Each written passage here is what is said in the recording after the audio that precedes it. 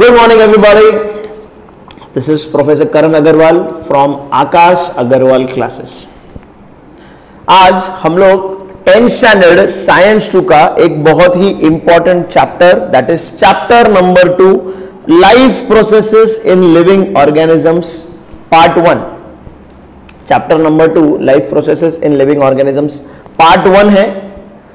Part 2 जो है इसी चैप्टर का हमारा चैप्टर नंबर 3 है. सिलेबस में chapter number 3 will be our part 2 of life processes. ठीक है, तो पार्ट 1 लाइफ प्रोसेसेस ये वाला चैप्टर हम लोग आज हमारे इस सेशन में देखने वाले हैं. The entire chapter I will be teaching you all life. I have divided the entire chapter in number of units. 3, 4, 5 ऐसे यूनिट्स में चैप्टर को डिवाइड किया गया है. एवरी डे हम लोग एक एक यूनिट को कंप्लीट करेंगे अच्छी तरीके से. करण सर के यूनिक स्टाइल में वेरियस चीजें हम लोग इन डेप्थ एनालिसिस करके अलग अलग एग्जाम्पल्स लेकर पूरा का पूरा कॉन्सेप्ट्स जो इस चैप्टर के अंदर हमें दिए गए हैं सारे कॉन्सेप्ट्स को हम लोग समझने की कोशिश करेंगे. आई वुड रिक्वेस्ट एवरीवन, अगर पॉसिबल है आप लोग आपका टेक्स्ट बुक 10th स्टैंडर्ड का text book more than sufficient. दूसरा कोई बुक का जरूरत नहीं है. अगर पॉसिबल है टेक्स्ट बुक लेकर बैठेंगे, साथ में एक हाइलाइटर या एक पेन होना चाहिए. That will be more than sufficient. Okay, चलो. So let us begin with life processes in living organisms part 1. Exam point of view से काफी इंपॉर्टेंट चैप्टर है. Subjective questions, objective questions, activity based questions, diagrammatic tabular जो table format वाले questions है, ऐसे कई सारे क्वेश्चंस इस चैप्टर में एग्जाम में पूछे जा सकते हैं. राइट, ठीक है. अभी living organisms and life processes, we are aware that human beings के, लिविंग ऑर्गेनिजम्स के, बेसिकली लिविंग ऑर्गेनिजम्स के, अभी हम लोग इसमें लिविंग ऑर्गेनिजम्स में केवल ह्यूमन बींग को, ह्यूमन बॉडी को स्टडी करेंगे. ह्यूमन बॉडी के अंदर there are various processes which are going on continuously. Yes, हम लोगों ने 8th स्टैंडर्ड में, 9th स्टैंडर्ड में ऐसे काफी सारे प्रोसेसेस देखे हुए हैं. जैसे हमने रेस्पिरेटरी सिस्टम देखा, हमारा डाइजेस्टिव सिस्टम देखा हुआ है, सर्कुलेटरी सिस्टम देखा हुआ है, एक्सक्रीशन प्रोसेस देखा हुआ है 9th स्टैंडर्ड में. फिर हम लोगों ने केमिकल कंट्रोल वाला चैप्टर देखा था, नर्वस सिस्टम, नर्वस कंट्रोल वाला चैप्टर देखा हुआ है. हम लोगों ने हार्मोन्स, वेरियस हार्मोन्स कैसे बॉडी के अंदर एक्ट करते हैं, कैसे कंट्रोल लेकर आते हैं, ये वेरियस प्रोसेसेस देखे हुए. Right, we have studied a few of these processes in our previous standards.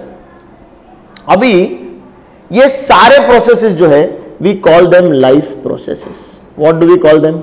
We call them life processes. Why we call them life processes? Because all of these processes, ये सारे processes जो है हमारे life को बनाए रखने के लिए, चलाने के लिए, हमें जिंदा रखने के लिए, सर्वाइवल के लिए बहुत इंपॉर्टेंट है.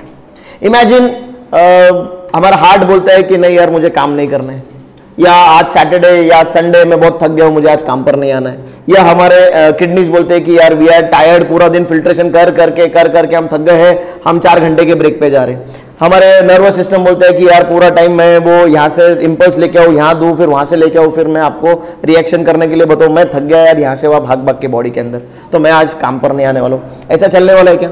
नो, कंटिन्यूस प्रोसेसेस है. And more importantly all the processes are, सबसे पहले तो इंपॉर्टेंट, दूसरा आर वर्किंग टुगेदर. सबका अपना अपना स्पेशलाइजेशन है. सर्कुलेटरी का अपना स्पेशलाइजेशन है, डाइजेस्टिव का अपना काम है, एक्सक्रीटरी का अपना काम है. सबके अपने अपने काम धंधे भैया डिवाइड करके रखे हुए हैं, लेकिन all of them are working together in complete coordination with each other. Yes, ये बात पता है हमको. All of them are working together in a proper coordinated manner, जिसके वजह से बॉडी का फंक्शनिंग जो है वो अच्छी तरीके से चलता रहता है, लाइफ जो है वो कंटिन्यू होती रहती है. सिंपल है, इसीलिए हम लोग इन्हें लाइफ प्रोसेसेस कहते हैं. राइट, चलो वही चीजें देखेंगे. Various organ systems are continuously performing their functions in the human body, of which digestive, respiratory, circulatory, excretory and control systems, different external and internal organs. external organs और हमारे अंदरूनी internal organs जो body में अंदर छुपे हुए हैं, जैसे हार्ट है, लंग्स है, किडनीज है, लिवर है, वगैरह वगैरह, ये सारे हमारे इंटरनल ऑर्गन्स हैं. they are performing their functions independently but through a complete coordination, मिलजुल कर। जैसे एक फुटबॉल टीम के अंदर हर खिलाड़ी का अपना रोल रहता है, डिफेंडर्स का अपना, सेंट्रल फॉरवर्ड का अपना, गोलकीपर का अपना, सब अपना अपना काम करते हैं लेकिन मिलजुल कर काम करते हैं, हार्मोनी में काम करते हैं। Same is the case with all the internal and external organs of the body as well as all the life processes. All of them are working in complete coordination. This overall system is in action in more or less same way in all the organisms. जितने भी living organisms हैं almost same तरीके से उनके body का functioning working हो रहा है। सिंपल है। हम लोग बेसिकली ह्यूमन बॉडी के अंदर के लाइफ प्रोसेसेस पढ़ेंगे, बट ऑफ विच ये सब अगर हम लोग पढ़ लेते हैं तो almost all organisms are working in a very similar manner. Now अभी इंपॉर्टेंट चीज चैप्टर की यहां से चालू होती है। All these life processes, process है, एक लाइफ प्रोसेस है, मतलब फॉर एग्जाम्पल डाइजेस्टिव सिस्टम है, एक प्रोसेस है, एक्सक्रीटरी सिस्टम है, एक प्रोसेस है, सर्कुलेशन है, एक प्रोसेस है। प्रोसेस मतलब क्या? प्रोसेस मतलब काम, प्रोसेस मतलब वर्क। सिंपल बात है, काम, work, activity, process, yes, all of these things. कोई भी काम करने के लिए, मतलब जैसे गाड़ी चलाने के लिए हमें पेट्रोल का, फ्यूल का जरूरत है, मतलब एनर्जी का जरूरत है कि नहीं? Fuel is energy for the body, for the motorcycle, for the vehicle. Similarly, for activity to be done in the human body, for all the processes, whether वो internal process है या external process है, ये जो सारे काम है, इन काम को करने के लिए बॉडी को पूरा टाइम किसका जरूरत है, किसका रिक्वायरमेंट है? Energy. The body requires energy all the time, क्योंकि पूरा टाइम बॉडी को काम करना है, एक्टिविटी करना है। For any activity to be performed energy is required, yes और नो? मानते क्या नहीं मानते सब लोग? एनर्जी रिक्वायर्ड है क्या नहीं है काम करने के लिए? तो similarly the various organs in the body, external हो, इंटरनल हो, various life processes in the body which are working coordinatedly with each other, इन सब लोगों को, इन सब चीजों को, इन सब प्रोसेसेस को लगने वाली है एक चीज जो कि है एनर्जी। अभी ये एनर्जी कहां से आती है? This energy comes from the food we eat। ये एनर्जी जो है वो जो खाना हम लोग खाते हैं, जो फूड हम लोग इनटेक करते हैं, वहां से ये एनर्जी बॉडी को मिलती है। The body gets this energy from the food we eat plus from the oxygen which we inhale. वो ऑक्सीजन जो हम लोग इनहेल करते हैं प्लस जो खाना हम लोग खाते हैं, इन दोनों चीजों के मिश्रण से, रिएक्शन से बॉडी को मिलने वाली है क्या? बॉडी को मिलने वाली है एनर्जी। क्यों चाहिए बॉडी को एनर्जी? क्योंकि बॉडी के सारे external as well as internal organs को काम करना है, वेरियस लाइफ प्रोसेसेस चलाने हैं जिससे कि हम लोग जिंदा रहने वाले हैं। So this energy comes from food we eat and also from oxygen. Simple है, यहां तक समझ में आया है सब लोगों को, राइट? फूड एंड ऑक्सीजन, ये दो चीज लगने वाली है। इन दोनों के बीच में कुछ तो भी साठ घाट होने वाली है, दोस्ती होने वाली है या मारामारी होने वाली है, हमको पता नहीं है, लेकिन इन दोनों से हमको मिलने वाली एनर्जी। अभी बात करते हैं मेरे और आप लोगों के फेवरेट टॉपिक की, विच इज फूड। हमारा फेवरेट टॉपिक है फूड। ध्यान से बात को समझो। अभी हमारे लिए, सॉरी अच्छा वाला कलर लेते हैं, हमारे लिए, यानी नहीं हमारे लिए नहीं, आपके लिए, आपके लिए फूड क्या है? चलो आपके लिए फूड क्या है सोचेंगे हम लोग, सब लोग मिलके एक एक करके सोचेंगे फूड क्या है। भाई आपके लिए फूड है वड़ा पाव, है क्या नहीं है? चलो एक एक सोचते जाओ, बताते जाओ फटाफट। आपके लिए फूड है मैगी, यस। आपके लिए फूड है हीम क्रीम, बराबर है क्या नहीं? आपके लिए फूड है पनीर का पराठा, आपके लिए फूड है समोसा, आपके लिए फूड है नूडल्स, है क्या नहीं है? चलो अपने अपने पसंद वाले फूड समझ लो। हमारे फूड क्या है? हमारे लिए खाना क्या है? हमारे लिए खाना मतलब क्या? हमारे लिए खाना मतलब वड़ा पाव, समोसा, मैगी, भजिया। भजिया है क्या किसी के लिए? किसी के लिए chole bhature, chole bhature, it is actually chole bhature. ये हमारे लिए खाना है। किसी के लिए रोटी खाना है, किसी के लिए राइस खाना है, बाबा बहुत फेवरेट आइटम है राइस, बाबा हमारे को तो बहुत पसंद है, चावल खाए बिना हमारा पेट भरता नहीं है। किसी को मंचूरियन पसंद है। मैं कैसे बोल सकता हूं हमारे लिए खाना मतलब चॉकलेट्स है, हमारे लिए खाना मतलब केक्स है, पेस्ट्रीज है? यस और no? So all of us human beings recognize food in this form. आपके और मेरे लिए, ज्यादातर आपके लिए खाना मतलब ये सारी चीजें है या नहीं है ना? रोटी है, भाकरी है, चपाती है, सब्जी है, फ्रूट्स है, वेजिटेबल्स है, आइसक्रीम है, समोसा है, फलाना है, ढिमकाना, ये सब चीजें हमारे लिए फूड है। The human being recognizes food as one of these forms. ऐसे कई सारे और बहुत सारे वेजिटेरियन और नॉन वेजिटेरियन एग्जाम्पल्स है जिसको हम लोग एज फूड रिकॉग्नाइज करते हैं ह्यूमन बीइंग्स, बराबर? नाउ ये फूड किसके लिए था? ये फूड तुम्हारे लिए था। फूड किसको चाहिए? तुमको चाहिए? सोचो जरा, फूड तुमको नहीं चाहिए। फूड किसको चाहिए? फूड बॉडी को चाहिए। बॉडी को क्यों चाहिए? बॉडी को फूड चाहिए फॉर एनर्जी। यस और नो? जिस फूड की हम लोग बात कर रहे हैं वो फूड आपको नहीं चाहिए, आपके बॉडी को चाहिए, because the body wants to work and for that work body needs lots and lots of energy. तो बॉडी इन सब खाने के आइटम्स को रिकॉग्नाइज करती नहीं है। The body does not understand all of these food products.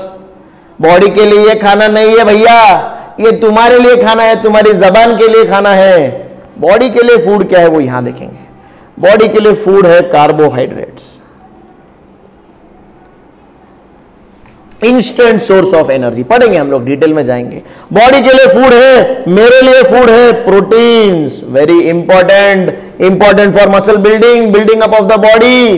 Body के लिए फूड है फैट्स, गुड फैट्स, वो वाले फैट्स नहीं, गुड वाले फैट्स। बॉडी के लिए फूड है लिपिड्स, बॉडी के लिए फूड है वाटर, बॉडी के लिए फूड है मिनरल्स, बॉडी के लिए फूड है vitamins.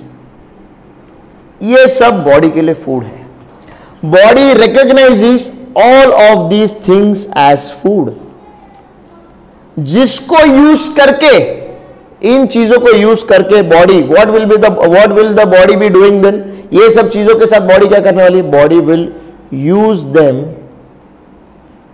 Plus oxygen. Body will use all this food items plus oxygen to produce energy. जैसे गाड़ी को चलने के लिए पेट्रोल लगता है, वैसे बॉडी को चलने के लिए एनर्जी लगता है। ये एनर्जी बॉडी कहां से लाता है? इन फूड मटेरियल से, carbohydrates, proteins, fats, lipids, water, minerals, vitamins, oxygen, etcetera etcetera. ये सब चीजों से बॉडी जो है इनको यूज करता है, यूटिलाइज करता है और अपना खाना बनाने का काम करता है। सिंपल बात है एकदम। Body will not recognize all of these things, body recognizes this. तो अभी क्वेश्चन ये होता है कि सर आप बोलते हैं कि बॉडी तो फूड को ऐसे समझती है, बॉडी फूड को ऐसे समझती नहीं है, लेकिन हम खाते तो यही सब चीजें है सर, हम खाते तो यही सब चीजें हैं। तो फिर ये सारी चीजें बॉडी को कहां से मिल रही है? जब हम मैगी खा रहे हैं, जब हम वड़ा पाव खा रहे हैं, जब हम बिस्किट खा रहे हैं, जब हम चाय पी रहे हैं, सारे उल्टे सीधे चीजें हम जब खा रहे हैं, और आप बोलते हैं कि बॉडी को तो ये समझ में आता नहीं है, बॉडी को तो ये सारी चीजें समझ में आती है, तो फिर ये सब आता कहां से है? ये सब चीजों के लिए एक बहुत इंपॉर्टेंट लाइफ प्रोसेस जो प्रकृति ने हमें बनाकर दिया है, दैट इज डाइजेशन।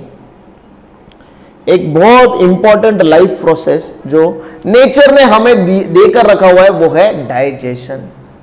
डाइजेशन, कभी भी लाइफ में डाइजेशन ये वर्ड आए, एक सिंपल डेफिनेशन ऑफ डाइजेशन है ब्रेकिंग डाउन।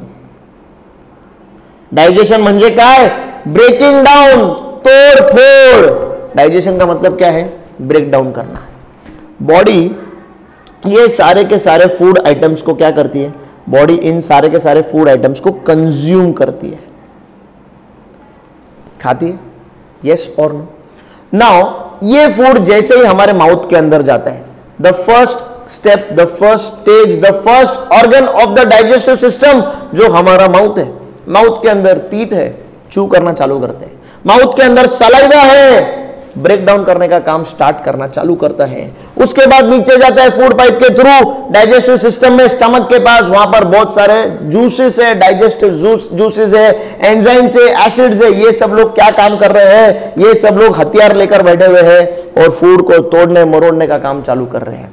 आपने बटर नान खा लिए 3-4 दबा के पनीर की भाजी के साथ, उसके बाद कोल्ड ड्रिंक भी पी लिया, अंदर के जूसेस बोलते हैं पता नहीं ये क्या आया है, जाने दो ये क्या है क्या नहीं है, हमको कोई लेना देना नहीं, हमको क्या करना है, हमको इसको ब्रेक डाउन करना है। सिंपल चीज बता रहा हूं, when the body breaks down complex food material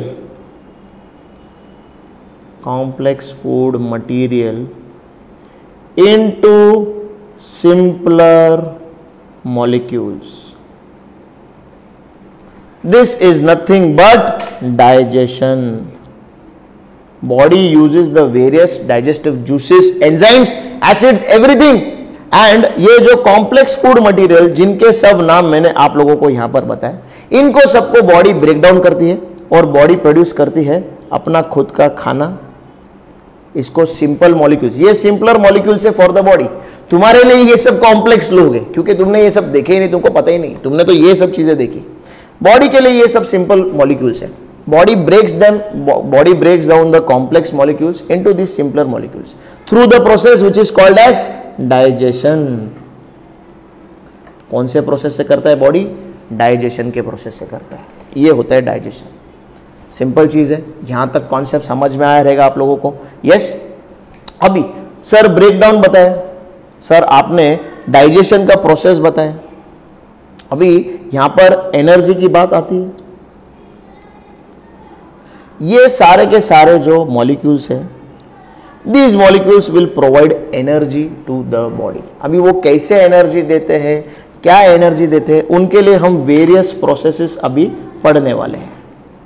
सबसे पहला काम क्या है कि बॉडी के अंदर जो खाना जाएगा उस खाने को बॉडी डाइजेस्ट करेगी, फिर बॉडी उन सारे फूड आइटम्स को इन सब लोगों में जो है वो ब्रेक डाउन करेगी, सिंपलर मॉलिक्यूल्स में बनाएगी, एंड फिर these simpler molecules will provide energy to our body. Simple है, ये समझ में आया है। यहां पर एक इंपॉर्टेंट पर्सन है जिसका रोल भूलना नहीं है, वो है ऑक्सीजन। राइट, ये ध्यान में आया, डाइजेशन समझ में आया, एनर्जी समझ में आया। अभी एक और चीज बताता हूं, हमने ऑक्सीजन की बात की, मैंने बताया कि एनर्जी प्रोडक्शन में एक बहुत इंपॉर्टेंट पर्सन है along with the food, that is oxygen. Oxygen आता कहां से? ऑक्सीजन आता है रेस्पिरेशन से। रेस्पिरेशन से आता है क्या नहीं आता है? यस और नो। क्या होता है? We inhale oxygen and we exhale carbon dioxide, हाँ या ना? ये हमारे बॉडी के लिए इनपुट है और ये कार्बन डाइऑक्साइड हमारे बॉडी का वेस्ट प्रोडक्ट है। This is what we recognise as respiration process. जहां पर हम लोग सांस ले रहे हैं, we are inhaling oxygen, oxygen is going into the body. अभी अंदर जा रहा है तो कुछ तो भी काम करके आने वाला है भैया, एनर्जी प्रोड्यूस करेगा, काम करके आएगा। ध्यान से बात को समझो, काम करके आएगा। जैसे फॉर एग्जाम्पल अगर आप किचन में जाते हो और कुकिंग का काम करते हो, when you are doing that cooking activity, but obvious उस एक्टिविटी में कुछ बाय प्रोडक्ट, कुछ वेस्ट प्रोडक्ट बनेगा क्या नहीं बनेगा? यस और no? In a similar manner this oxygen gets into the body, helps the body to produce energy, helps the body to produce energy. Simple बात है, ऑक्सीजन जाता है बॉडी के अंदर, खाना जाता है बॉडी के अंदर, ये ऑक्सीजन बॉडी को हेल्प करता है एनर्जी प्रोड्यूस करने में। मतलब ऑक्सीजन क्या कर रहा है? काम करके आ रहा है। जैसे ही ऑक्सीजन काम करता है, काम के बदले में क्या मिलता है? काम के बदले में बाय प्रोडक्ट्स क्रिएट होता है, कचरा क्रिएट होता है, वेस्ट क्रिएट होता है। That waste is nothing but carbon dioxide. ये है इनहेलेशन एंड एक्सहेलेशन। अंदर जाने के बाद ऑक्सीजन कुछ काम करता है, कुछ एक्टिविटी करता है, बॉडी के अंदर वेरियस प्रोसेसेस चालू है, प्रोसेस होने के वजह से, एक्टिविटी होने की वजह से वेस्ट मटेरियल पैदा होता है, दैट इज कार्बन डाइऑक्साइड, जिसको बॉडी बाहर फेंक देती है। वाटर क्रिएट होता है जिसको बॉडी यूरिन बनाकर बाहर फेंक देती है। यस, तो ये सारे के सारे क्या है, ये वेस्ट प्रोडक्ट्स है। ये रेस्पिरेशन हम लोगों ने पहले पढ़ा हुआ है। In I think your 8th standard you have studied this kind of respiration, where respiratory system से अंदर जाता है ऑक्सीजन, डिस्ट्रीब्यूट हो जाता है ब्लड से through out the body, and फिर ब्लड क्या करता है, डीऑक्सीजनेटेड ब्लड, मतलब कार्बोनेटेड ब्लड लेकर आता है, कार्बन डाइऑक्साइड लेकर आता है, वो कार्बन डाइऑक्साइड बाहर फेंक दिया जाता है। This is what we have studied. ठीक है, अभी जाएंगे टेक्स्ट बुक के पास। आई होप यहां तक सबको समझ में आया होगा। चलो, बेसिक पहले मैंने मैकेनिज्म बताया एनर्जी प्रोडक्शन का। एनर्जी, फूड से डाइजेस्टिव सिस्टम पे गए हम, डाइजेस्टिव सिस्टम से हमने सिंपल मॉलिक्यूल्स बनाए, कार्बोहाइड्रेट्स, प्रोटीन्स, फैट्स, लिपिड्स। मैंने क्या बताया कि बॉडी को एनर्जी इन लोगों से मिलती है। फिर मैंने आप लोग को ऑक्सीजन का भी रोल बताया। अभी तक हम लोग ने डिटेल में गए नहीं है। ओके, यही सब चीजें अभी हम हमारे नोट्स में देखेंगे। ऑल दिस हम लोग पढ़ रहे थे, जो various organs in the body उनकी बात कर रहे थे, right. These organs are in need of continuous source of energy for their activity, for their working. Carbohydrates, fats, lipids are the main sources of this energy. Kindly underline this line in your textbook. Carbohydrates, lipids, fats are the main sources of energy जो body के various organs internal as well as external को लगने वाली है। And it is harvested by the mitochondria present in each cell. Very important person, mitochondria. Mitochondria कौन है? Mitochondria. Mitochondria is called powerhouse of the cell. याद है सब लोगों को? Powerhouse of the cell, mitochondria. क्यों powerhouse of the cell? Because this mitochondria is the place where energy is being harvested, energy is being produced. कैसे produce होता है mitochondria में वो हम लोग देखेंगे, बट प्रोड्यूस होता है बस इतना हमको पता है। Mitochondria is called the power house because ये ऐसी जगह है जहां पर बॉडी को लगने वाली एनर्जी प्रोड्यूस हो रही है। आगे, it is not like that only food stuff is sufficient for energy production. It is not that only food stuff is important. मैंने बताया oxygen is also necessary. All these, that is food stuffs and oxygen, are transported up to the cell via the circulatory system. कौन आ गया अभी यहाँ पर? circulatory system आ गया। कौन है circulatory system? circulatory system हमारे ट्रांसपोर्टर अंकल है। ट्रांसपोर्टर अंकल क्या करते हैं? हमें एक जगह से दूसरी जगह लेकर जाते हैं, दूसरी जगह से वापस से इधर लेकर आ जाते हैं, जैसे कि हमारे वैन वाले, बस वाले या रिक्शा वाले करते क्या नहीं करते? घर से स्कूल, स्कूल से घर, pickup and drop, drop and pickup, बराबर है क्या नहीं? The circulatory system acts as a transporter. कुछ भी मटेरियल बॉडी में एक जगह से दूसरे जगह जाना है तो वो किसके थ्रू जाने वाला है? सर्कुलेटरी सिस्टम के थ्रू जाने वाला है। Yes, so these food stuffs and the oxygen are transported to the cells, क्योंकि सेल्स को करना है काम, कार्डियक सेल्स को कार्डियक एक्टिविटी करनी है, पंपिंग का काम करना है। सर्कुलेटरी वाले सेल्स को सर्कुलेशन का काम करना है, नर्वस सिस्टम वाले सेल्स को इंपल्स फॉरवर्ड करने का काम करना है, किडनी वाले सेल्स को फिल्ट्रेशन का काम करना है। मतलब काम सेल्यूलर लेवल पर हो रहा है। सारे के सारे सेल्स, हजारों लाखों करोड़ों सेल्स जो बॉडी के अंदर प्रेजेंट है, सब के सब काम पर लगे हुए, कोई सोया हुआ नहीं है। तो सबको लगने वाली है एनर्जी, एनर्जी लगने वाली है तो सबको खुद की एनर्जी खुद प्रोड्यूस करनी पड़ेगी। एनर्जी कैसे प्रोड्यूस की जाती है? Food stuffs and oxygen. Cell को अपनी एनर्जी खुद बनानी पड़ती है। सेल के पास कोई मम्मी नहीं है जो उनको खाना बना के देगी, उनको अपना खाना खुद बनाना है। ये एनर्जी सेल कहां पर प्रोड्यूस करता है? सेल के पास एक ऑर्गेनल है, एक डिपार्टमेंट है, एक कमरा है, एक किचन है जिसका नाम है mitochondria, which is the power house of the cell. यहां तक समझ में आया सब लोगों को? बहुत इंपॉर्टेंट कॉन्सेप्ट समझा रहा हूं। Okay, besides it is coordinated by the control system of the body. हमारा कंट्रोल सिस्टम बॉडी का ये एक्टिविटी को कोऑर्डिनेट करने का, रेगुलेट करने का, कंट्रोल करने का काम कर रहा है। That is each life process contributes in its own way in the process of energy production. Simple बात है, एनर्जी प्रोडक्शन की बात कर रहे हैं हम लोग। Functioning of all these life processes also requires energy. अभी ये सब लाइफ प्रोसेसेस, एक्सक्रीटरी वाला, डाइजेस्टिव वाला, सर्कुलेटरी वाला, अभी यहां पर हम लोग डाइजेस्टिव सिस्टम, रेस्पिरेटरी सिस्टम और सर्कुलेटरी सिस्टम की बात कर रहे थे। डाइजेस्टिव सिस्टम फूड लेकर आएगा, उसको तोड़ने का काम करेगा। रेस्पिरेटरी सिस्टम ऑक्सीजन लेकर आएगा, ऑक्सीजन यूज होगा फूड को जलाने में, ब्रेक डाउन करने में, प्लस साथ में सर्कुलेटरी बोलो, साथ में हमारा कंट्रोल सिस्टम जो ये सब एक्टिविटीज को कंट्रोल करने का, कोऑर्डिनेट करने का काम करेगा। तो एक छोटे से काम एनर्जी प्रोडक्शन के लिए कितने सारे प्रोसेसेस आ गए, सारे प्रोसेसेस काम कर रहे हैं, इनको भी एनर्जी लगने वाली है। यस, सिंपल बात है। Humans and other animals consume fruits and vegetables, heterotrophs. Plant kingdom autotrophs, खुद का खाना खुद बनाते हैं, खुद का खाना खुद बनाते हैं। जो एक्स्ट्रा खाना है वो स्टोर करते हैं, कहां पर, फ्रूट में, फ्लावर्स में, लीव में, स्टेम में, रूट्स में, जहां भी जगह मिलती है वहां पर प्लांट्स अपना खाना स्टोर कर देते हैं। तो ये स्टोर किया हुआ खाना आपके, मेरे और ऐसे बहुत सारे जानवर जो है वो प्लांट्स को कंज्यूम करके वो खाना उनके बॉडी में अपने अंदर ले लेते हैं क्या नहीं ले लेते हैं, इसलिए वो हेटेरोट्रॉपिक है, dependent on plants. Autotrophs plants है, वो खुद का खाना खुद बना रहे हैं। Humans and other animals consume fruits and vegetables. Plants are autotrophs. They prepare their own food. They utilize some of the food for themselves. Plant बेचारे गरीब लोग अपना खाना बनाते इतना सारा, थोड़ा सा खुद के लिए वापरते हैं। 9th स्टैंडर्ड में पढ़ा था, प्लांट को ज्यादा मूवमेंट नहीं है, मूवमेंट नहीं है इसलिए ज्यादा एनर्जी भी नहीं लग रहा है। ज्यादा एनर्जी नहीं लग रहा है तो ज्यादा खाना भी नहीं खाएंगे भैया, तो बहुत सारा खाना बनता है तो वो स्टोर हो जाता है, थोड़ा ही खाना खुद के लिए रखते हैं। They utilize some of the food for themselves, whereas remaining is stored in various parts like fruits, leaves, stem, roots, etc. We consume all these various plant materials and obtain different nutrients like carbohydrates, fats, proteins, minerals, vitamins, etc. Simple बात है।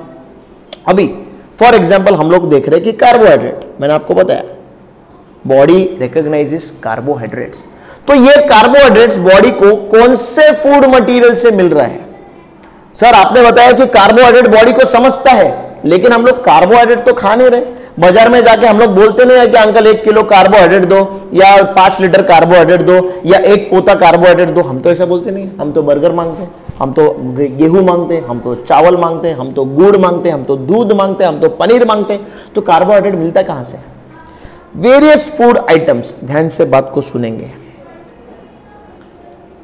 various food items are sources of, various food items are sources of, some are sources of carbohydrates, some are sources of proteins जैसे कि अंडा, some are sources of fats, some are sources of lipids, some are sources of vitamins, some are sources of fiber। Green leafy vegetable खाते हैं, fibre content रहता है क्या नहीं रहता है? यस। तो जो वेरियस फूड मटेरियल हम लोग खाते हैं, उन फूड मटेरियल से कुछ आइटम से हमको कार्ब्स मिलते हैं, कार्बोहाइड्रेट्स को शॉर्ट में मैं कार्ब्स बोलता हूं। कुछ फूड आइटम से प्रोटीन मिलता है, किसी से फैट मिलता है, किसी से विटामिन मिलता है।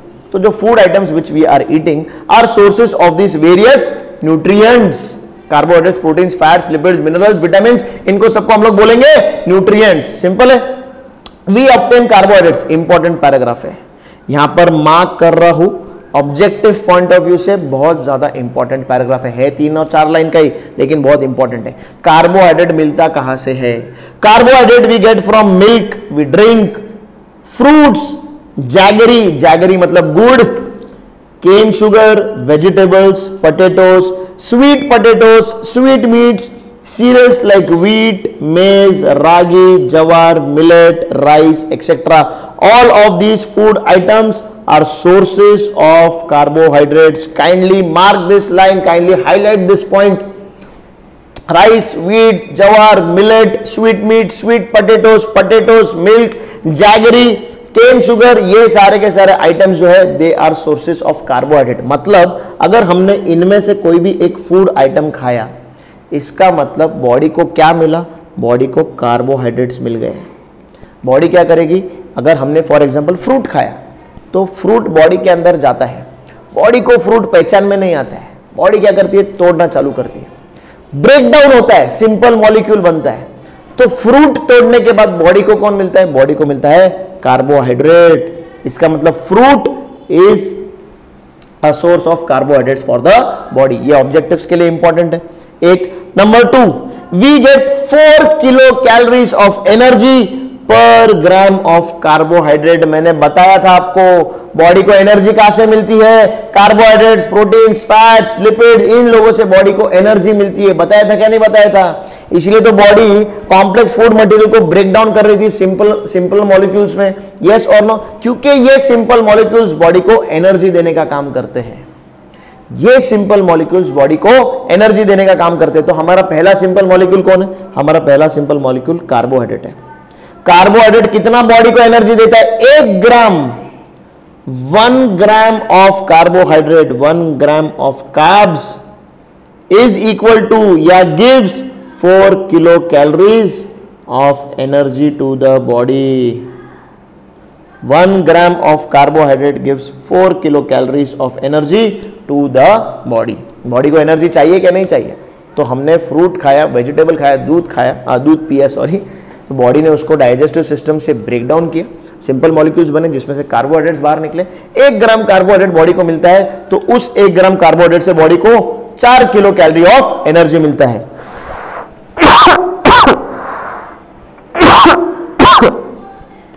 आई होप ये आप लोग को अभी तक समझ में आया होगा। ठीक है, अभी मैंने आपको बताया कि बॉडी फूड आइटम्स को कैसे रिकॉग्नाइज करती है।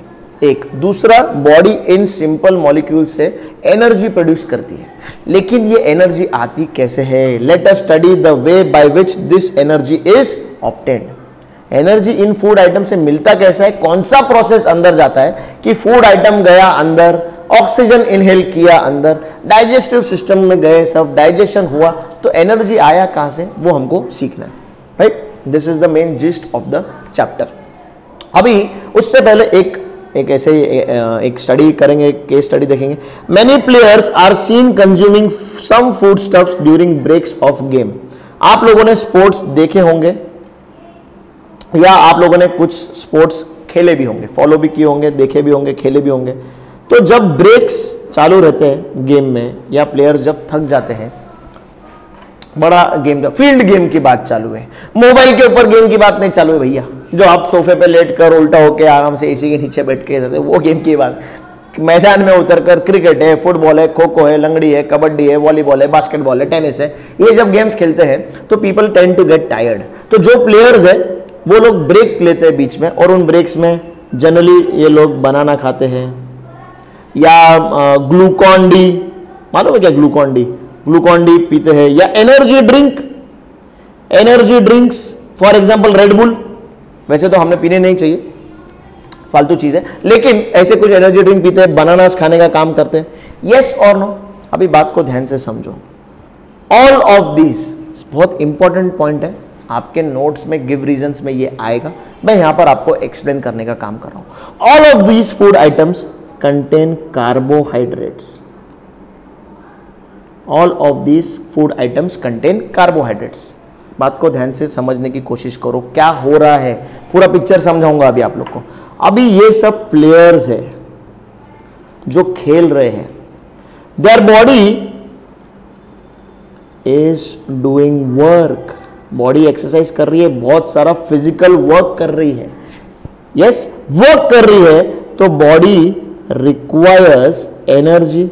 यस और नो? बॉडी को एनर्जी चाहिए क्या नहीं चाहिए? एक दूसरा, बॉडी को जो एनर्जी चाहिए वो इंस्टेंट एनर्जी चाहिए, तुरंत एनर्जी चाहिए, क्योंकि गेम कंटिन्यूसली चल रहा है। मैंने बैटिंग किया, 50 रन बनाए, 100 रन बनाए, मैं अभी भी आउट हुआ नहीं हूं, तो मैं बैठ नहीं जा सकता हूं, सो नहीं जा सकता हूं, थक गया हूं, लेकिन मुझे एनर्जी चाहिए क्योंकि बॉडी काम कर रही है, पैर, हाथ, आंखें, सिर, सब चीजें काम कर रही है बॉडी के अंदर, बहुत सारा फिजिकल एक्टिविटी हो रहा है, रनिंग हो रहा है, ड्रेन हो रहा है बॉडी, पेट्रोल खत्म हो रहा है बॉडी का। तो इस टाइम पर बॉडी को इंस्टेंट एनर्जी लगता है। क्या लगता है? During lots of physical activity body requires lots of instant energy. उस टाइम पर प्लेयर्स ऐसे वाले फूड स्टफ्स खाने का पीने का काम करते हैं। Why? Because these food stuffs contain carbohydrates. अभी कार्बोहाइड्रेट्स का इनसे क्या संबंध है sir? Carbohydrates are an instant source of energy. These carbohydrates which we consume, ये कार्बोहाइड्रेट वाले फूड आइटम जब अपन खाते हैं या पीते हैं तो ये बॉडी के अंदर जाते हैं, तुरंत डाइजेशन होता है, तुरंत सिंपल फूड आइटम बन जाता है कार्बोहाइड्रेट। कार्बोहाइड्रेट तुरंत एनर्जी रिलीज करने का काम करते हैं, they are an instant source of energy. Carbohydrate rich, ध्यान से सुनेंगे, कार्बोहाइड्रेट्स रिच फूड मटेरियल जब बॉडी में जाता है, बॉडी तुरंत उसको डाइजेस्ट करती है, ब्रेक डाउन करती है, कार्बोहाइड्रेट्स रिलीज होते हैं, कार्बोहाइड्रेट्स तुरंत बॉडी के अंदर एनर्जी रिलीज करने का काम करते हैं, मतलब बॉडी को इंस्टेंटली एनर्जी मिलता है, बॉडी वापस से काम करने के लिए रेडी हो जाता है, मैं वापस से बैटिंग करने के लिए रेडी, रनिंग करने के लिए रेडी हो जाता हूं। समझ में आया? बहुत इंपॉर्टेंट चीज है ये। Carbohydrates are an instant source of energy, तुरंत एनर्जी देने का काम करते हैं। हमने देखा है proteins, fats, lipids, vitamin, minerals, carbohydrates, ये सब चीजें क्या करती है, बॉडी को एनर्जी देने का काम करती है। बॉडी इनमें से एनर्जी एक्सट्रैक्ट करता है, खाना जाता है बॉडी में, ऑक्सीजन जाता है बॉडी में, बॉडी डाइजेस्ट करता है, ब्रेक डाउन करता है, कार्ब्स, प्रोटीन्स, फैट्स बनाता है। अब ये कार्ब्स, प्रोटीन, फैट क्या करते हैं, बॉडी को एनर्जी देने का काम करते हैं। सिंपल है। Why may the players be consuming these food items? इसका मैंने आपको एक्सप्लेनेशन दे दिया है। I hope this is understood everyone. Yes, आगे बढ़ेंगे हम लोग। Living organisms and energy production, बहुत इंपॉर्टेंट टॉपिक जो है वो अभी हम लोग स्टार्ट कर रहे हैं। अभी तक हम लोगों ने डाइजेस्टिव सिस्टम को समझने का कोशिश किया थोड़ा बहुत, फूड को समझने का कोशिश किया थोड़ा बहुत। अभी हम लोग इन फूड आइटम्स से, कार्बोहाइड्रेट्स वगैरह से, इन सब लोगों से एनर्जी कैसे मिलने वाली है उसका काम देखेंगे। We will focus on carbohydrates first because carbohydrates are instant source of energy। ठीक है, ध्यान से। अभी ये हमारा रेस्पिरेटरी सिस्टम दिखाई दे रहा है आप लोगों को, यस और नो? ये ऐसे वाले अंकल, ये ऐसे वाला भूत हम लोगों ने पहले भी देखा हुआ है 8वीं और 9वीं कक्षा में। रेस्पिरेटरी सिस्टम के ऑर्गन्स क्या क्या है, हमारा नोज है, हमारा विंड पाइप है, हमारा थोरेसिक कैविटी के अंदर हमारा लैरिंग्स है, उसके बाद हमारे लंग्स है, उसके अंदर ये हमारे एल्वियोला है, ब्रोंक्यूल्स वगैरह है, ये सब के सब लोग हमारे रेस्पिरेटरी सिस्टम का पार्ट है। यस और नो? रेस्पिरेशन में हमने क्या पढ़ा हुआ है, रेस्पिरेशन में ऑक्सीजन इनहेल किया जाता है और कार्बन डाइऑक्साइड एक्सहेल किया जाता है। यस, ये बात हमको रेस्पिरेशन के बारे में पता है। अभी रेस्पिरेशन का एनर्जी प्रोडक्शन से क्या संबंध है वो देखेंगे। रेस्पिरेशन का एनर्जी प्रोडक्शन से संबंध, रेस्पिरेशन क्या दे रहा है, रेस्पिरेशन बॉडी को ऑक्सीजन दे रहा है। ऑक्सीजन किधर काम करता है, ऑक्सीजन फूड के साथ काम करता है और देता है क्या, देता है एनर्जी। मतलब रेस्पिरेटरी सिस्टम एनर्जी प्रोडक्शन के काम में आ रहा है क्या नहीं आ रहा है, वही चीज हम लोग यहां पर देखने वाले हैं, ध्यान देंगे। In living organisms, respiration occurs at two levels. Number one is body level and the other is cellular level. Respiration दो लेवल पर होता है, बॉडी लेवल पर और सेल्यूलर लेवल पर। बॉडी लेवल वाला हमको पता है कि हमारे नोज से ऑक्सीजन अंदर जाता है और हमारे नोज नॉस्ट्रिल से या माउथ से कार्बन डाइऑक्साइड बाहर चला जाता है। ये बॉडी लेवल पर का हमारा रेस्पिरेटरी प्रोसेस है। Oxygen and carbon dioxide are exchanged between the body and the surrounding in case of respiration occurring at body level. ये इंपॉर्टेंट लाइन है, इसको हाईलाइट करके रखेंगे। बॉडी लेवल का ऑक्सीजन, बॉडी लेवल पर रेस्पिरेशन मतलब क्या, सराउंडिंग के साथ, सराउंडिंग में से बॉडी ऑक्सीजन ले रही है और सराउंडिंग को कार्बन डाइऑक्साइड बॉडी दे रही है। Exchange of oxygen and carbon dioxide with the surrounding is nothing but respiration at the body level. अभी दूसरा वाला जो हमारे लिए ज्यादा इंपॉर्टेंट है, सेल्यूलर लेवल का respiration. In case of respiration at cellular level, foodstuffs are oxidized either with or without the help of oxygen। ये जो हमारा दूसरा वाला सेल्यूलर लेवल का रेस्पिरेशन है, वहां पर क्या हो रहा है, ऑक्सीडेशन ऑफ फूडस्टफ्स हो रहा है। जो ये फूड आइटम बॉडी के अंदर गया था, these food items will be oxidized, इनके ऊपर ऑक्सीडेशन का प्रोसेस होने वाला है। This is nothing but cellular respiration. Cellular respiration में क्या होता है, सेल्यूलर रेस्पिरेशन में जो फूड आइटम बॉडी ने कंज्यूम किया हुआ है, खाया हुआ है, उस फूड आइटम के ऊपर ऑक्सीडेशन रिएक्शन होता है जिससे एनर्जी का प्रोडक्शन होता है। This is nothing but cellular respiration, जो हम लोग अभी डिटेल में देखने वाले हैं। Now cellular respiration can happen in presence of oxygen, in presence of oxygen O2 sorry, जिसको हम लोग एरोबिक कहेंगे. It can happen in absence also, जिसको हम लोग एनएरोबिक कहेंगे. सिंपल है. फूड आइटम ऑक्सीडाइज हो रहा है बॉडी के अंदर, अगर ऑक्सीजन प्रेजेंट है तो वो एरोबिक रेस्पिरेशन होगा, अगर ऑक्सीजन एब्सेंट है तो एनएरोबिक रेस्पिरेशन होगा. सिंपल है ये बात, ये समझ में आया. बॉडी लेवल का रेस्पिरेशन मतलब क्या, ऑक्सीजन सराउंडिंग से लिया, कार्बन डाइऑक्साइड सराउंडिंग को दिया, किसने, बॉडी ने, बॉडी लेवल. फिर आता है सेल्यूलर लेवल रेस्पिरेशन. वहां पर क्या हो रहा है, जो फूड स्टफ हमने कंज्यूम किया है वो food stuff is undergoing oxidation reaction, will be oxidized, the food item will be oxidized and energy will be released. This is nothing but cellular respiration. अभी ये oxidation in presence of oxygen हो सकता है, इसको बोलते हैं aerobic respiration, जो हम लोग करते हैं.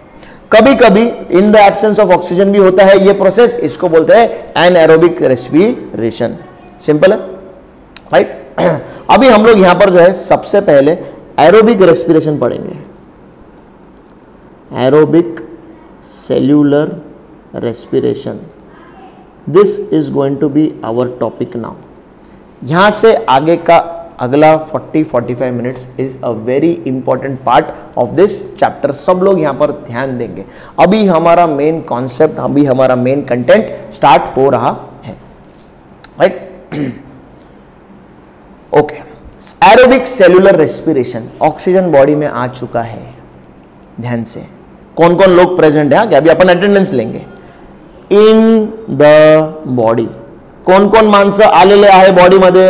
सर सर्वात आधी फूड आला होता, बरोबर है. फूड कुठला आला होता सर, हम लोग कार्बोहाइड्रेट्स का बात कर रहे हैं तो हम लोग कार्बोहाइड्रेट्स लेके आएंगे ना अंदर. मैंने बताया था carbohydrates instant source of energy. तो कौन प्रेजेंट है मीटिंग में, सबसे पहले कार्ब्स प्रेजेंट है मीटिंग में. फिर बॉडी इनहेल कर रहा था, किसको इनहेल किया, बॉडी ने ऑक्सीजन को इनहेल किया सर, तो ऑक्सीजन भी प्रेजेंट है मीटिंग में. तो दो खिलाड़ी हमारे मीटिंग में हमारे बॉडी के अंदर आ चुके हैं. अभी चालू होने वाला है एक जंग, एक लड़ाई या एक दोस्ती, या जिसको हम लोग सिंपल भाषा में बोलेंगे एक रिएक्शन. इसका एंड रिजल्ट हमको मालूम है.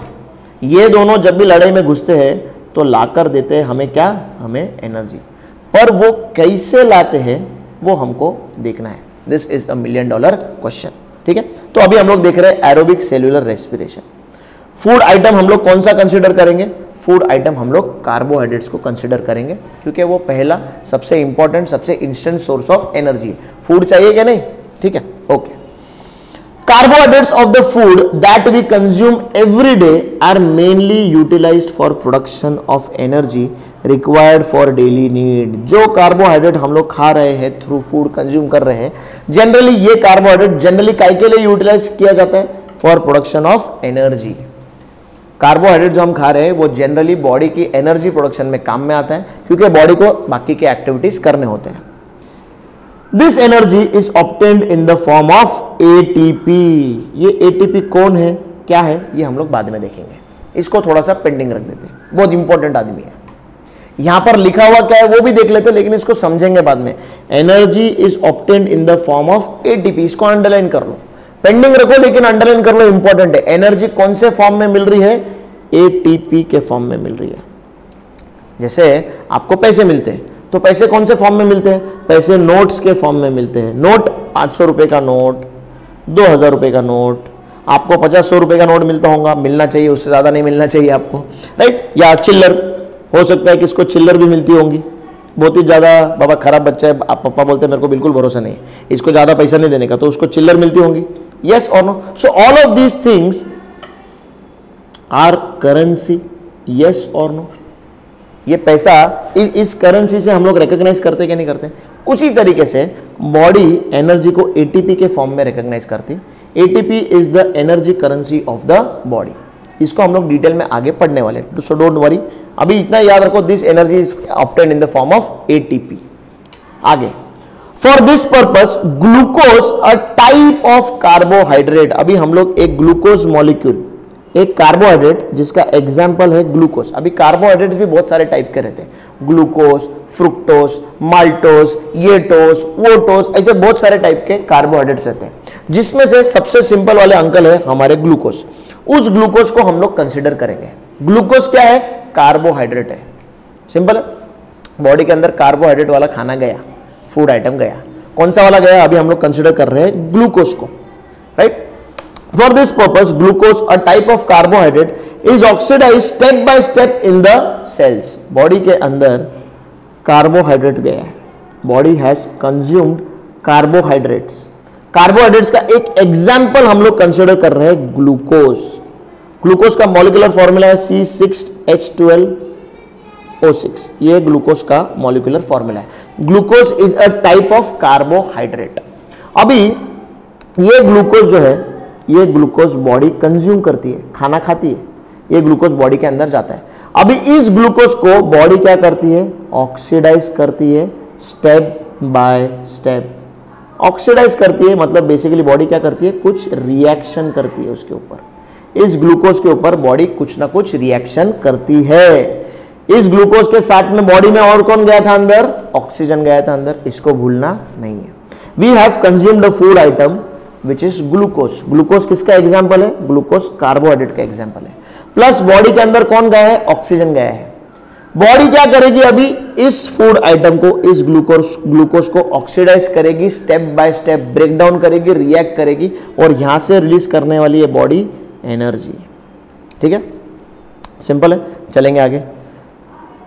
This is called as cellular respiration. This entire process, जहां पर बॉडी के अंदर कार्बोहाइड्रेट जाता है, जहां पर बॉडी के अंदर ऑक्सीजन इनहेल किया जाता है थ्रू बॉडी लेवल से रेस्पिरेशन, फिर इस कार्बोहाइड्रेट को body step by step oxidise करती है, ब्रेक डाउन करती है, रिएक्शन करती है, जिससे एंड में एनर्जी रिलीज होती है। This step by step oxidation of glucose of carbohydrates is called as cellular respiration. Title पहले लिख चुका था मैं, aerobic cellular respiration, important short note बन के आ सकता है। Cellular respiration occurs among the living organisms by two methods. Cellular respiration दो मेथड से होता है, ये भी मैंने पहले आप लोग को बता दिया था। एरोबिक रेस्पिरेशन जहां पर ऑक्सीजन इन्वॉल्व है, और एनएरोबिक रेस्पिरेशन जहां पर इन्वॉल्व नहीं है, राइट। सेल्यूलर रेस्पिरेशन में ग्लूकोज आ रहा है बॉडी में, कार्बोहाइड्रेट आ रहा है बॉडी में, और वो कार्बोहाइड्रेट ब्रेक डाउन किया जा रहा है, ऑक्सीडाइज किया जा रहा है, स्टेप बाय स्टेप मैनर में। एक एक प्रोसेस हो रहा है उसके ऊपर, पहले कुछ प्रोसेस, फिर दूसरा प्रोसेस, फिर तीसरा प्रोसेस, ऐसे एक एक स्टेप किए जा रहे हैं, जिससे वो ब्रेक डाउन हो रहा है और एंड में एनर्जी रिलीज हो रही है। This process is cellular respiration. Cellular respiration दो तरीके से होता है, जहां ऑक्सीजन इन्वॉल्व है वो एरोबिक, जहां ऑक्सीजन इन्वॉल्व नहीं है वो एनएरोबिक। सबसे पहले हम लोग पढ़ेंगे एरोबिक रेस्पिरेशन इन ऑर्गेनिजम्स, जहां पर glucose is oxidised in 3 steps. ध्यान रखेंगे, हम लोग सेल्यूलर रेस्पिरेशन पढ़ रहे हैं जहां पर ग्लूकोज ऑक्सीडाइज किया जाएगा, जिसके लिए अगर ऑक्सीजन लग रहा है तो वो एरोबिक रेस्पिरेशन होगा, जिसके लिए ऑक्सीजन नहीं लग रहा है वो एनएरोबिक रेस्पिरेशन रहेगा। Now our first question, our first answer is oxidation of glucose aerobically. Aerobic respiration जहां पर ग्लूकोज इज ऑक्सीडाइज, ये 3 स्टेप्स में होता है। ये process of oxidation of glucose aerobically happens in 3 steps. Very important part अभी start हो रहा है। हम लोग सेल्यूलर रेस्पिरेशन पढ़ रहे हैं, जहां पर ग्लूकोज बॉडी के अंदर आया है, जहां पर ऑक्सीजन यूज होने वाला है, इसीलिए एरोबिक प्रोसेस है। सेल्यूलर रेस्पिरेशन होने वाला है, ग्लूकोज का ऑक्सीडेशन होने वाला है, 3 स्टेप्स में होने वाला है, राइट। ग्लूकोज कौन है? ग्लूकोज एक कार्बोहाइड्रेट है। कार्बोहाइड्रेट कौन है? Instant source of energy, food item है, राइट। तो aerobic respiration, glucose is oxidised in 3 steps. First step is glycolysis. पहला स्टेप क्या है? ग्लाइकोलिसिस है। एरोबिक रेस्पिरेशन में breakdown of glucose, oxidation of glucose happens in 3 steps, जिसमें से first step हमारा है glycolysis. Glycolysis can be asked for 2 और 3 मार्क्स सेपरेटली, प्लस इसमें से ऑब्जेक्टिव क्वेश्चंस भी आ सकते हैं। इंपॉर्टेंट पैराग्राफ है, ध्यान से देखेंगे ग्लाइकोलिसिस को। फर्स्ट स्टेप है ऑक्सीडेशन रिएक्शन में। Process of glycolysis occurs in the cytoplasm. Cellular organism, cell के अंदर एक जगह है जिसको हम लोग, एक चीज है जिसको हम लोग साइटोप्लाज्म बोलते हैं। यस, तो ये जो साइटोप्लाज्म है, इस साइटोप्लाज्म के अंदर ग्लाइकोलिसिस साइकिल होने वाला है। ग्लाइकोलिसिस रिएक्शन होने वाला है। लाइसिस, लाइसिस का मतलब मैंने पहले मेरे बच्चों को समझाया हुआ है, क्या है? ब्रेकडाउन, तोड़ना। इलेक्ट्रोलाइसिस याद है क्या? NaCl, Na+, Cl-, याद आ रहा है सबको? लाइसिस मतलब ब्रेकडाउन, तोड़ना। सिंपल बात है, पहली बात समझ में आ गई। लाइसिस काय का? ग्लूकोज का, इसलिए ग्लाइकोलिसिस। किसका ब्रेकडाउन? ग्लूकोज का, इसलिए ग्लाइकोलिसिस। ग्लूकोज गया बॉडी के अंदर, कहां पर है ग्लूकोज अभी प्रेजेंट? अभी साइटोप्लाज्म में प्रेजेंट है। Now we will consider one molecule of glucose. A molecule of glucose is oxidised step by step in this process and 2 molecules of each, एक मॉलिक्यूल ग्लूकोज का अंदर गया और उसका स्टेप बाय स्टेप ऑक्सीडेशन हुआ। इस process में हमको 2-2 मॉलिक्यूल मिले। किस किस के 2-2 मॉलिक्यूल मिले? Pyruvic acid, ATP, NADH2 and water are formed. ये पायरुविक एसिड कौन है, ATP कौन है, NADH2 अंकल कौन है, हमको कोई लेना देना नहीं है। हमको सिर्फ एक चीज समझना है ध्यान से, 1 glucose molecule goes into the cytoplasm, cell के अंदर।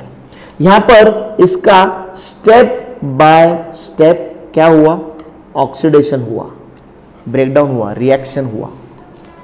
स्टेप बाय स्टेप रिएक्शन हुआ, ऑक्सीडेशन हुआ। क्या रिएक्शन हुआ, कैसे हुआ, हमको कोई लेना देना नहीं है, क्योंकि हमको सिखाया गया नहीं है। ये 11th 12th साइंस में अगर आगे जाके अपन लोग गए तो वहां पर हायर एजुकेशन में देखने मिलेगा। अभी हमको यह समझना है कि 1 glucose molecule is present in the body, cytoplasm में प्रेजेंट है।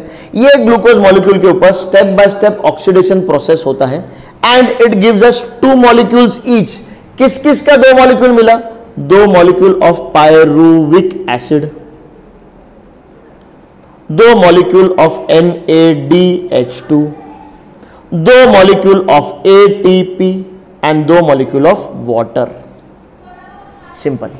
ग्लाइकोलिसिस में क्या हुआ? सबसे पहले ग्लूकोज था, साइटोप्लाज्म में किधर हुआ? साइटोप्लाज्म में किधर पिक्चर हुआ, किधर स्टोरी हुआ, किधर सीन हुआ, वो एरिया भी बताना पड़ता है कि नहीं बताना पड़ता है? तो ग्लाइकोलिसिस किधर हुआ? साइटोप्लाज्म में हुआ। Important MCQ question. ग्लाइकोलिसिस में क्या हुआ? Step by step oxidation of glucose, जहां पर हमें एक ग्लूकोज मॉलिक्यूल से 2 पायरुविक एसिड मॉलिक्यूल्स मिले, याद रखने का है, 2 NADH2 मॉलिक्यूल्स मिले, 2 ATP मॉलिक्यूल्स मिले और 2 वाटर मॉलिक्यूल्स मिले। ये हमारा फर्स्ट स्टेप है। वापस से लिखता हूं, ग्लाइकोलिसिस, जहां पर 1 मॉलिक्यूल ऑफ ग्लूकोज गया, जिससे हमें क्या मिला?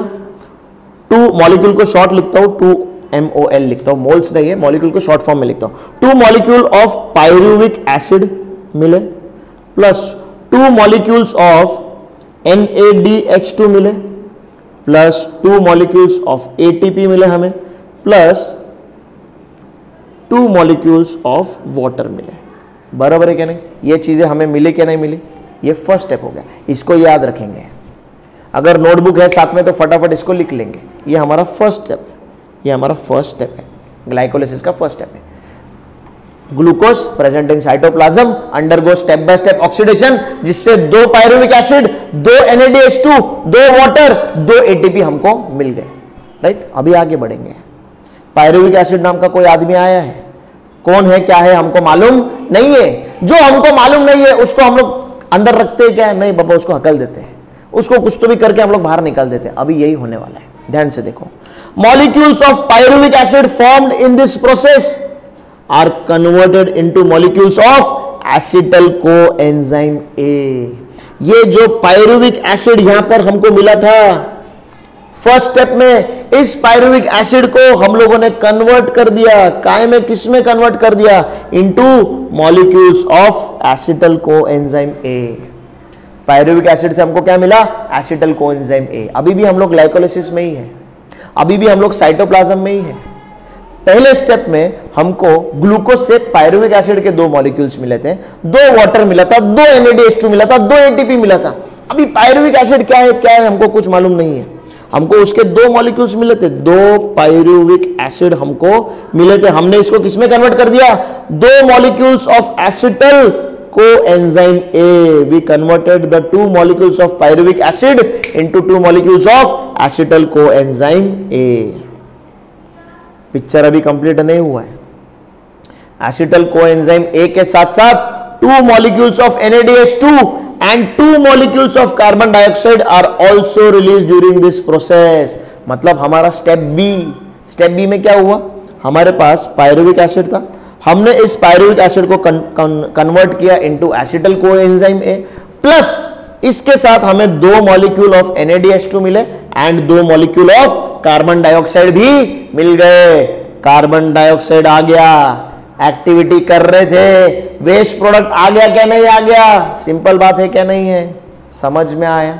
चलो लिखेंगे इसको अपनी भाषा में, ये वाले स्टेप पे है हम लोग। चलो इसको फटाफट पहले रिवाइज करेंगे। सबसे पहले हमारे पास ग्लाइकोलिसिस है, ग्लाइकोलिसिस में एक ग्लूकोज का मॉलिक्यूल आया साइटोप्लाज्म में, स्टेप बाय स्टेप ऑक्सीडेशन हुआ, जिसके बाद हमको क्या मिला, 2 molecule of pyruvic acid, 2 molecule of NADH2, 2 molecule of ATP, 2 molecule of water. ये मेरा ग्लाइकोलिसिस का स्टेप ए है।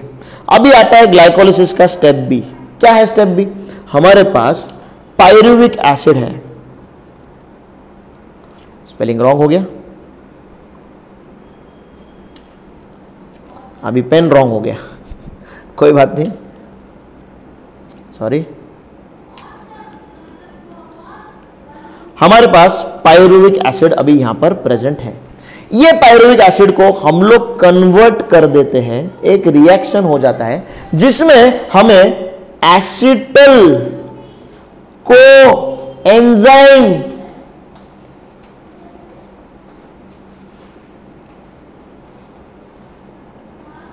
ए मिल जाता है। ये पायरुविक एसिड हम लोग कन्वर्ट कर देते हैं इनटू एसिटल को एंजाइम ए, प्लस 2 मॉलिक्यूल मिलते हैं कार्बन डाइऑक्साइड के। देखो यहां पर 2 molecule of carbon dioxide plus 2 molecule of NADH2। एक पायरुविक एसिड मॉलिक्यूल से हमें मिलता है एक acetyl coenzyme A molecule plus 2 carbon dioxide molecule plus 2 NADH2 molecules. Simple बात है, ये हमारा ग्लाइकोलिसिस का प्रोसेस है। This is our glycolysis process. क्या है ग्लाइकोलिसिस प्रोसेस, 2 स्टेप से, स्टेप ए और स्टेप बी। स्टेप ए में सबसे पहले ग्लूकोज है, साइटोप्लाज्म में प्रेजेंट है। Glucose undergoes step by step oxidation. हम लोग लर्न कर रहे हैं, क्या समझ भी रहे हैं, साथ साथ में लाइव क्लास में हम लोग लर्न कर रहे हैं। ये कहीं पर भी हमको करने मिलने वाला नहीं है। You don't have to learn it after the lecture now, ये आपका इधर ही लर्न होने वाला है, बस आपको आपके भाषा में लिख कर आना, इंग्लिश लैंग्वेज में। Glycolysis step 1 of cellular aerobic respiration. क्या हो रहा है इसमें, ग्लूकोज प्रेजेंट है, साइटोप्लाज्म में आता है, स्टेप बाय स्टेप ऑक्सीडेशन होता है, उससे क्या मिलता है, एक ग्लूकोज मॉलिक्यूल से हमको 2 पायरुविक एसिड मॉलिक्यूल्स मिलते हैं। उसके बाद आप स्क्रीन पर देख रहे हो, सेम चीज मैं बता रहा हूं, एक ग्लूकोज मॉलिक्यूल से 2 pyruvic acid, 2 NADH2, 2 ATP, 2 water. बहुत सारा मटेरियल मिल गया बाबा। अभी NADH2, ATP ये सब क्या है हमको मालूम नहीं है, पायरुविक एसिड क्या है हमको मालूम नहीं है। पायरुविक एसिड को लेते हैं अभी हम लोग, पायरुविक एसिड हमारे काम का नहीं है, हम पायरुविक एसिड को कन्वर्ट कर देते हैं इन द स्टेप बी। एक पायरुविक एसिड मॉलिक्यूल हमें देता है एक acetyl coenzyme A molecule, और उसके साथ साथ 2 कार्बन डाइऑक्साइड मॉलिक्यूल्स और 2 molecules of NADH2। This is what we get at the end of glycolysis cycle. समझ में आया, कौन कौन लोग मिले ग्लाइकोलिसिस साइकिल के एंड में, अभी यहां पर लिख लेते हैं हम लोग।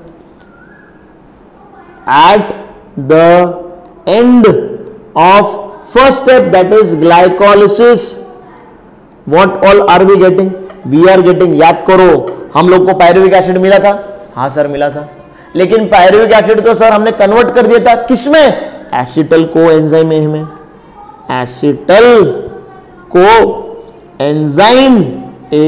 ये अंकल हम लोगों को ग्लाइकोलिसिस के एंड में मिले क्या नहीं मिले, यस। फिर हम लोगों को NADH2 मिला था, पहले वाले स्टेप में भी मिला था, दूसरे वाले स्टेप में भी मिला, यस। फिर पहले वाले स्टेप में हमें ATP के मॉलिक्यूल्स मिले थे 2, यस। उसके बाद हमें वाटर के भी मॉलिक्यूल्स मिले थे, यस, फर्स्ट वाले स्टेप में। और सेकेंड वाले स्टेप में हमें वेस्ट प्रोडक्ट मतलब कार्बन डाइऑक्साइड भी मिल गया था। So we are getting all of these things at the end of glycolysis cycle. और ये सब लोग कहां पर प्रेजेंट है, ये सब प्रेजेंट है साइटोप्लाज्म में। This is nothing but glycolysis. ये आपको सेपरेटली 2 या 3 मार्क्स के लिए पूछा जा सकता है। I hope you have understood this. ये वाला स्क्रीन यहां पर फ्रीज कर रहा हूं, 1 मिनट दूंगा आप लोगों को, आप लोग यहां पर ध्यान दोगे।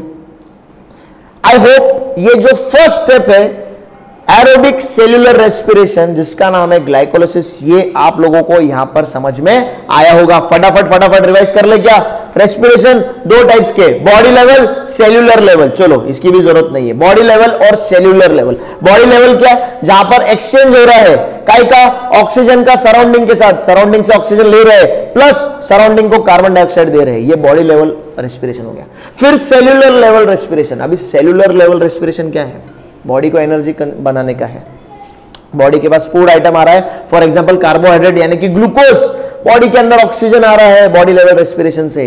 अभी ये ग्लूकोज जो है ये स्टेप बाय स्टेप ऑक्सीडाइज किया जा रहा है, जिसके मदद से एनर्जी बनने वाला है। ये ऑक्सीडेशन प्रोसेस अगर ऑक्सीजन के प्रेजेंस में हो रहा है तो एरोबिक सेल्यूलर रेस्पिरेशन। यही ऑक्सीडेशन प्रोसेस अगर ऑक्सीजन के एब्सेंस में हो रहा है तो एनएरोबिक सेल्यूलर रेस्पिरेशन। यस, अभी हम लोग फर्स्ट वाला टाइप पढ़ रहे हैं, कौन सा, एरोबिक सेल्यूलर रेस्पिरेशन, जिसमें सेल्यूलर रेस्पिरेशन होता है in the presence of oxygen. इसके 3 स्टेप्स हैं। पहला स्टेप था ग्लाइकोलिसिस। ग्लाइकोलिसिस में ग्लूकोज मॉलिक्यूल है, 1 ग्लूकोज मॉलिक्यूल कहां पर है, साइटोप्लाज्म में। It undergoes step by step oxidation. एक ग्लूकोज मॉलिक्यूल हमें step by step oxidation process, जो फर्स्ट स्टेप है उसमें 2 पायरुविक एसिड देता है, राइट। 2 पायरुविक एसिड के साथ साथ वो हमें 2 एटीपी देता है, 2 NADH2 देता है और 2 वाटर मॉलिक्यूल्स देता है। अभी ये पायरुविक एसिड को फिर से हम लोग कन्वर्ट कर देते हैं into a new compound that is acetyl coenzyme A. एक पायरुविक एसिड मॉलिक्यूल हमें एक एसिटल कोएंजाइम ए मॉलिक्यूल देता है, प्लस साथ ही में हमें 2 NADH2 और 2 कार्बन डाइऑक्साइड मॉलिक्यूल्स भी मिल जाते हैं।